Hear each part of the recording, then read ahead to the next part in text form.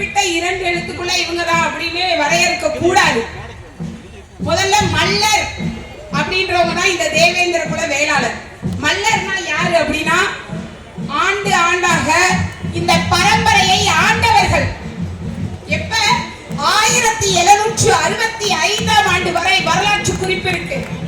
1765ஆம் ஆண்டு வரை தமிழகத்தையும் இந்தியாவையும் கடல் கடந்து தன் வாளின் வலிமையால் இந்த மல்லர் மக்கள் தன் வாளின் வலிமையால் தந்திரமான போர் ஆற்றலால் கடல் கடந்து மலேசியா, சிங்கப்பூர், இலங்கை, பர்மா என பல நாடுகளை ஆண்ட பரம்பரையிலிருந்து வந்த ஒரு மன்னர் பரம்பரையினர் தான் இந்த மல்லர் எனப்படும் தேவேந்திர குல வேளாளர்கள்.